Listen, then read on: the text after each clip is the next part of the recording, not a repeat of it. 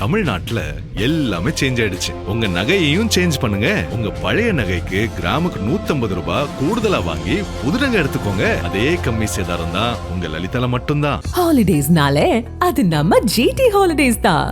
GT Holidays, South India's #1 travel brand. You know you are special when you're with GT Holidays.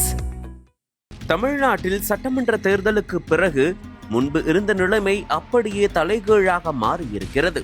திமுக கூட்டணியில் இருந்த கட்சிகள் ஒவ்வொன்றாக ஆளும் கட்சியான தமிழக வெற்றிக் கழகத்தின் பக்கம் சாய்ந்து வருகிறது.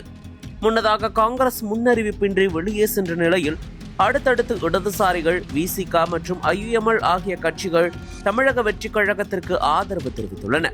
அதிலும் குறிப்பாக விசிகவும் IUMலும் தாவேக அமைச்சரவையில் பங்கேற்றுள்ளன. இந்த நிலையில் திமுக கூட்டணியில் அங்கம் வகித்த மற்றொரு கட்சியான மதிமுக தற்போது தாவேக பக்கம் சாய சமயம் பார்த்து வருவதாக கூறப்படுகிறது. அதற்கு ஏற்றாற்போல் அடுத்தடுத்த நிகழ்வுகளும் மதிமுகவில் அரங்கேறி வருகின்றன. மதிமுக உதயசூரியன் சின்னத்தில் போட்டியிட்டு 2 MLAக்களை வைத்துள்ளது. அதனால் அவர்கள் திமுக MLAக்களாகவே கருதப்படுவார்கள். ஆகையால் தாவேகாவிற்கு ஆதரவு அளிக்க வேண்டுமென்றால் உதயசூரியன் சின்னத்தில் போட்டியிட்ட MLAக்களை ராஜினாமா செய்ய வைத்துவிட்டுதான் கூட்டணி மாறும் நிலைமை ஏற்பட்டிருக்கிறது. ஆகையால் மதிமுகவின் பொதுக்குழுவில் இந்த விவகாரம் தொடர்பாக விவாதிக்கப்பட்டு அதன் பின் முடிவு எடுக்கப்படும் என்று அக்கட்சியின் தலைவர் வைகோ ஏற்கனவே தெரிவித்திருந்தார். ஆனால் அவரது சமீபத்திய பேச்சுக்கள் மதிமுக திமுக கூட்டணியில் இருந்து வெளியேறுவதை உறுதி செய்யும் வகையிலேயே இருக்கின்றன. அரசியல் ரீதியாக விளிம்பின் நிலையில் நாங்கள் நிற்கிறோம். விளிம்புக்கு அப்பால் அதல பாதாளம், முன்னோக்கி வந்தால் சோவிதமான எதிர்காலம், இரண்டில் எது நடக்கும் என்பது எனக்கு தெரியாது. இயற்கை உத்தரவுப்படி நடக்கும். ஆனால் எந்த கூட்டணி இருந்தாலும் அந்த கூட்டணியை உயர்த்தி பிடிப்பவன் நான். என்னை போல் திமுக கட்சியை கூட்டணியில் பாராட்டியது யாராவது உண்டா? மேடைக்கு மேடை, கூட்டத்திற்கு கூட்டம் திமுகவையும் அதன் தலைவரையும் சிலாகித்து பேசியிருக்கிறேன். இந்த 9 வருடம் நான் திமுக கட்சியை விமர்சித்ததில்லை. ஆனால் கூட்டணி கட்சிகள் விமர்சித்திருக்கிறார்கள். நான் பாராட்டுவதால் என்னை நிறைய பேர் விமர்சித்திருக்கிறார்கள். நான் இருக்கிற இடத்திற்கு விசுவாசமாக இருக்கிறேன் என தெரிவித்திருந்தார்.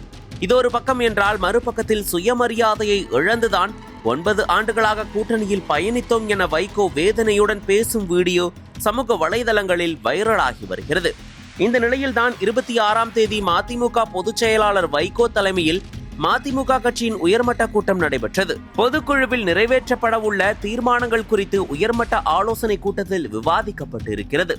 ஆனால் இந்த கூட்டத்திற்கு மதிமுக சார்பில் திமுகவின் உதயசூரியன் சின்னத்தில் நின்று வெற்றி பெற்ற சீர்காழி MLA வராதது சர்ச்சையை ஏற்படுத்தியுள்ளது. சிறப்பு அழைப்பாளராக அழைத்தும் MLA செந்தில் செல்வன் வராதது பேசுபொருளாக மாறியது. இது குறித்து மதிமுக தலைவர் அவரிடம் விளக்கம் கேட்டிருக்கிறார். இந்த நிலையில்தான் சீர்காழி MLA செந்தில் செல்வன் தனது MLA பதவியை ராஜினாமா செய்ய மறுப்பு தெரிவித்து உயர்மட்ட கூட்டத்தை புறக்கணித்துள்ளதாக கூறப்படுகிறது.